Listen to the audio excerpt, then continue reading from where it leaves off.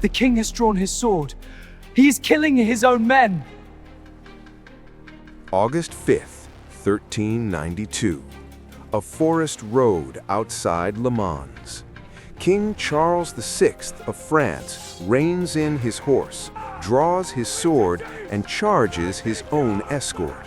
4 knights are dead before anyone reaches him. He is screaming that they are traitors. He doesn't recognize his own brother. His own name means nothing to him. Your Majesty, you are Charles VI, King of France. Back in Paris, his queen is 19 years old and 7 months pregnant. She was brought to France specifically to keep this from happening. And now she will spend the next 30 years paying for a madness that was never hers. This is the story of Isabeau of Bavaria, the woman history blamed for a kingdom she was only ever asked to absorb. 1385. France is afraid. Not of a war, not of a famine, of something quieter and far more dangerous, the king's blood. Charles VI is 17. Already the royal council sees it, a nervous energy that doesn't settle, a melancholy too deep for his age. His father had died young. His grandmother had episodes no one spoke of openly. The council's fear had a name they refused to say out loud: hereditary madness. Their solution wasn't medical, it was biological.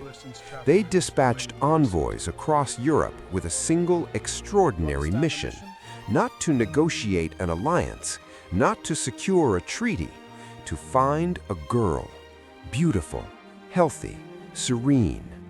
The belief, held with near religious certainty, was that a queen of surpassing physical harmony could correct the king's unstable humors through the very act of marriage, through proximity, through childbirth.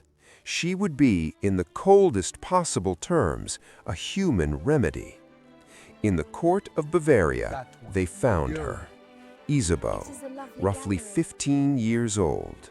The chroniclers who recorded her arrival didn't note her intelligence, her education, or her faith. They recorded, with visible relief, her beauty, her fair and pleasing form, her shining appearance. She was assessed the way a physician assesses a treatment. Does it meet the requirement? Will it hold? It held. The council approved her. She was found to be beautiful, well-formed, and suitable in all ways for the king. Jean Froissart, Chronicles, 1385. She was brought to Amiens in a grand procession. Crowds lined the roads. The marriage that July was celebrated as a triumph of hope. What no one told Isabeau, what no one told anyone, was the precise nature of her role. She was not being married, she was being installed.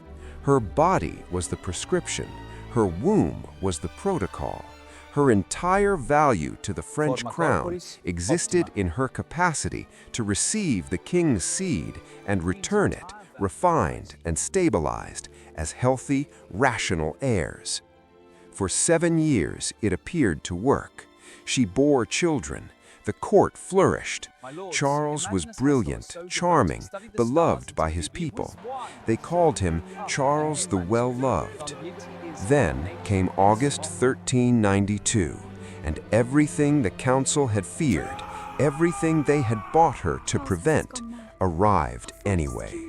Subscribe now, because what happened in that forest didn't just break the king, it broke her entire world in a single afternoon. After August 1392, Charles VI was never the same. The episodes came in waves, weeks of brilliance, warmth, the king everyone remembered, followed by months of something else entirely. He believed he was made of glass and screamed if anyone touched him, terrified he would shatter. He ran through the corridors of his own palace, unable to stop, until his servants physically restrained him. He forgot his wife's name. He forgot his own. On his worst days, he didn't know he was king of anything. What is this for? It is your crown, your majesty. You are the king of France. King? The royal physicians had no answers. The council brought in astrologers, priests, a sorcerer from Gascony who reportedly performed rituals in the king's chamber for 3 days before fleeing Paris without explanation. Nothing worked. The madness had no cure. It only had intervals. And in those intervals, the kingdom still had to function. This is where Isabeau's real story begins, not as a queen consort, but as the only person with unconditional access to the one man whose name still held France together. In 1393, by royal decree, she was formally appointed custodian of the royal household. It was a deliberately limited title. She could not legislate, she could not command armies, but she controlled the king's chambers, his schedule, his lucid moments. When Charles surfaced from an episode, it was Isabeau who was there. She guided his hand on documents. She managed which advisors he saw and in what order. She became, without the title, the primary administrator of a fractured state. The queen governs all that concerns the king's person and household, and none may approach him without her knowledge. Royal Council Record, Paris, 1393. Outside that chamber, the kingdom was already tearing itself apart. The king's brother, Louis of Orleans, and his uncle, Philip the Bold of Burgundy, were circling the regency like wolves circling a wounded animal. Each wanted control. Each needed the king's seal, and the king's seal lived in the room Isabeau controlled. Her body had been brought to France to stabilize a bloodline. Instead, it had become the only neutral ground left in a country sliding toward civil war. She was 20 years old. If you want to know how a woman with no formal power holds a kingdom together using nothing but access and nerve, subscribe, because what comes next is where it gets ugly. For over a decade, Isabeau held the center.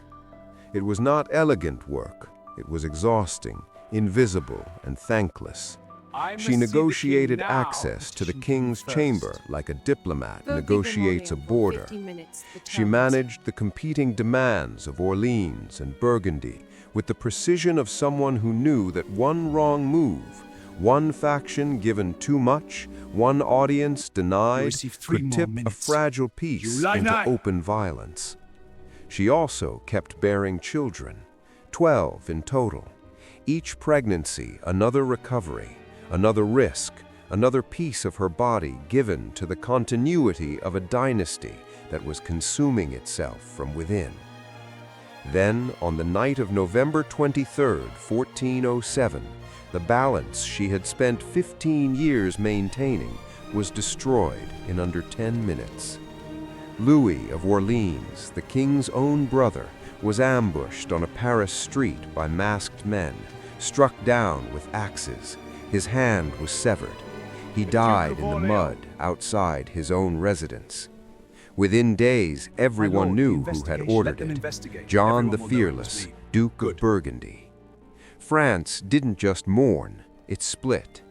The Armagnacs rallied behind Orleans' son. The Burgundians closed ranks behind John. Paris itself became a battlefield, the city changing hands between factions with terrifying regularity. Isabeau was no longer managing competing influences within a court. She was navigating an open civil war with no army, no formal authority, and a husband who, during one of his worst episodes that year, didn't recognize that France existed.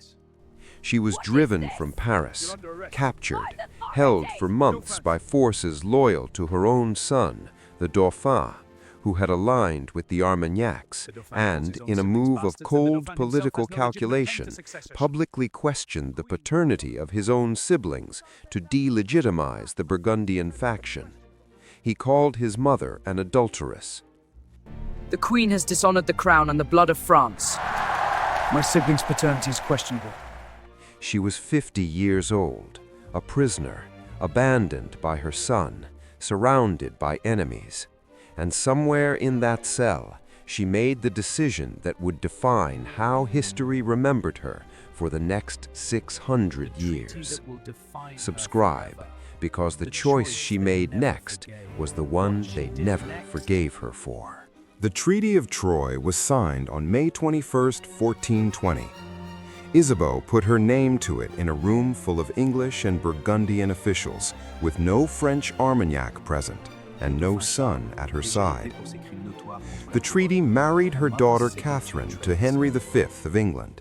It named Henry heir to the French throne.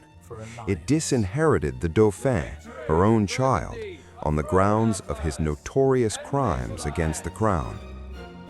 In one document, she had handed France to England. History would call it treason. It would call her a traitor, a whore, a foreign parasite who had fed on France for 30 years before selling it to its oldest enemy. The legend of the great bitch of France was born in that room, and it would outlast every person who signed that treaty by centuries. But look at what was actually in front of her. Her husband was lost in a madness that had now lasted nearly 3 decades. Her son had imprisoned her, stripped her of her household, and publicly declared her children illegitimate. The Armagnac faction controlling him had already shown they would burn Paris before surrendering. The Burgundians, her only remaining allies, had made clear their support was conditional, and Henry V of England was at the gates with the most disciplined army in Europe. There was no good choice. There was only the last tool she had left: her daughter's body, her royal signature, and the hope that a negotiated peace might stop the bleeding of a country that had been at war with itself for 13 years. I act not for myself, but for the peace of the realm, Mom. It didn't work. Henry V died 2 years later.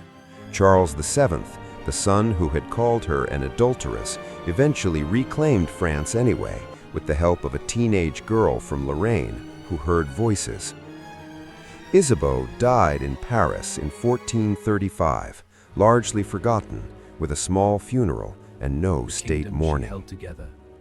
The kingdom she had spent her life holding together didn't remember her. It remembered the version it needed, the guilty one, the foreign woman who had poisoned the sacred blood of France. It was cleaner that way. Isabeau of Bavaria was not a saint. She made compromises that cost lives. She operated inside a system built on the exploitation of women's bodies, and she used that same system to survive, weaponizing the only currency she had been given. But she was not the monster France needed her to be.